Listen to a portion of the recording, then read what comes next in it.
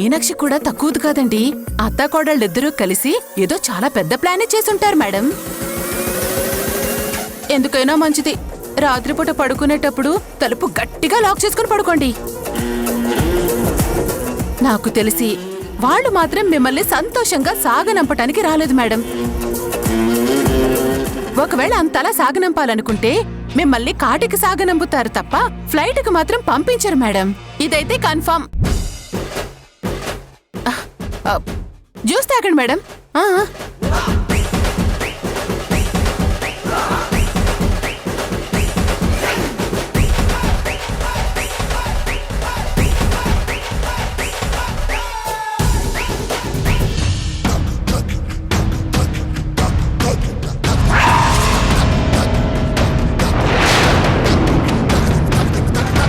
నా భర్త భరత్, ఆయన్ని పట్టుకుని నీ భర్త అంటావేంటి? రుద్రాణి చెప్పింది నిజం. మా ఇద్దరికీ పెళ్లి కాలేదు. ఏం మనుషులు వీళ్ళు! ఇంత దారుణానికి ఒడికడతారా? అసలు ప్రపంచంలో ఎలాంటి మనుషులు కూడా ఉంటారా? ఛా! బాబు,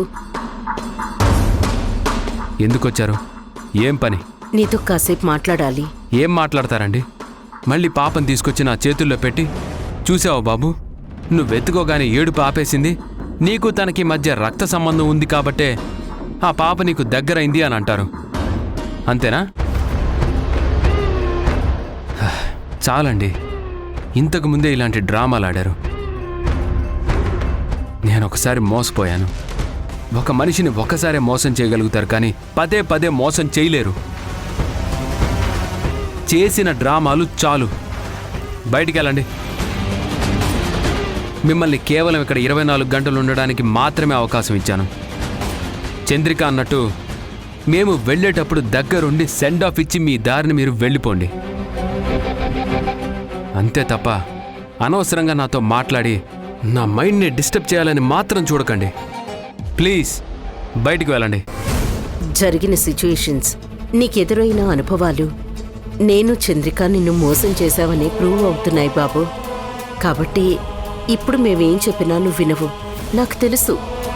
కాకపోతే రేపటికల్లా నువ్వు ఈ దేశం వదిలిపెట్టి వెళ్ళిపోతావు కదా.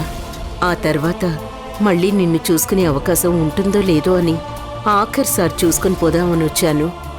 ఇదిగో, ఇలాంటి డ్రామాలాడే ఇన్ని రోజులు నన్ను మోసం చేస్తూ వచ్చారు. మీ వాడింది డ్రామాలు కాదు బాబు.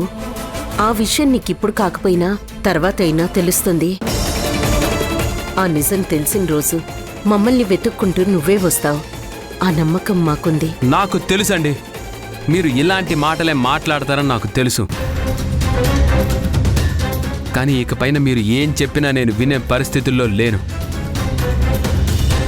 ఎందుకంటే నేనెవరినో నాకు చాలా క్లారిటీగా అర్థమైంది. పోలీసులు ఎంక్వైరీ చేసి రిపోర్ట్ ఇచ్చారు. నాకంతా క్లియర్గా ఉంది. ఆ విక్రమ్ సాక్ష్యం ఒక్కటి చాలు మీరు తప్పు చేశారని నిరూపించడానికి. అడ్డంగా దొరికిపోయిన తర్వాత ఇంకా మీరు సెంటిమెంట్ డైలాగులు చెప్పకండి. ఇప్పటి వరకు మిమ్మల్ని అమ్మగానే భావించాను. మీ మీదున్న గౌరవాన్ని పోగొట్టుకోవద్దు. చాలా థ్యాంక్స్ బాబు.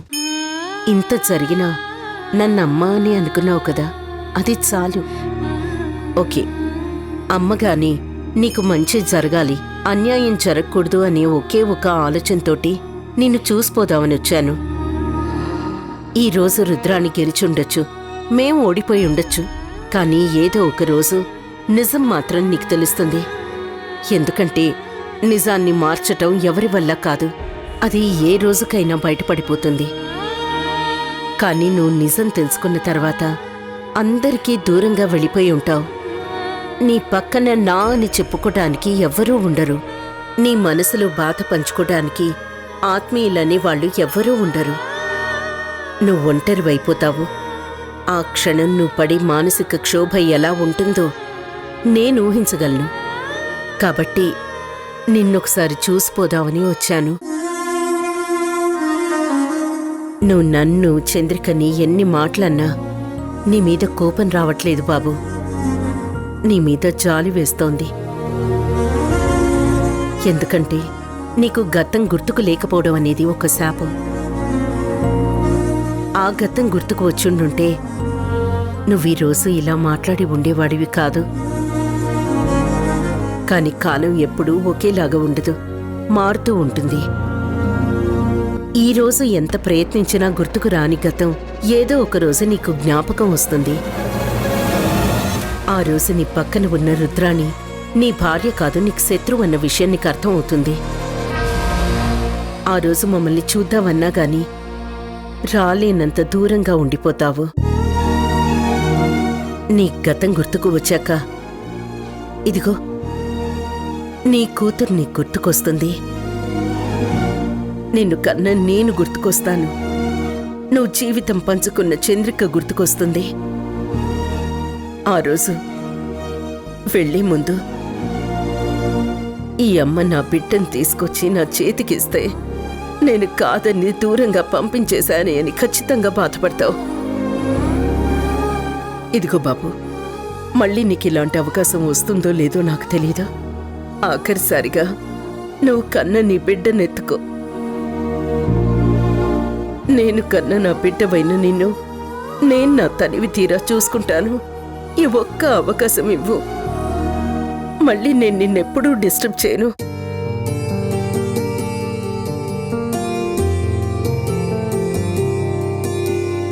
చూస్తున్నవేమో నీ కన్నులే ఆకాశమై, తాకుతున్నవేమో ఈ గాలులే నీ చేతులై. ఏడుస్తున్నా కూడా నువ్వు రావడం లేదు, నేనేడుస్తున్నా కూడా నువ్వు రావడం లేదు. ఇక మీరు బయలుదేరండి. వెళ్తాను బాబు.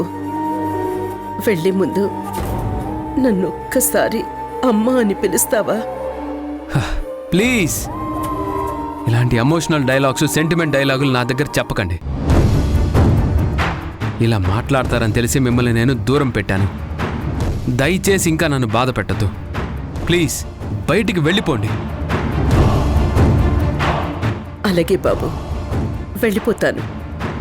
కానీ ఒక్క మాట మాత్రం చెప్తున్నాను.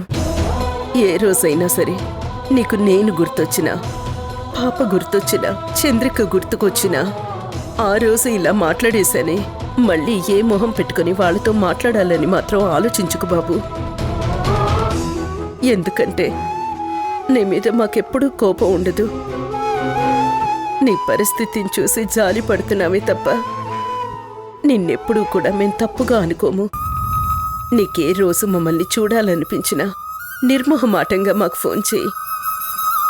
నువ్వెక్కడున్నా సరే నిన్ను మేము తెచ్చుకుంటాం.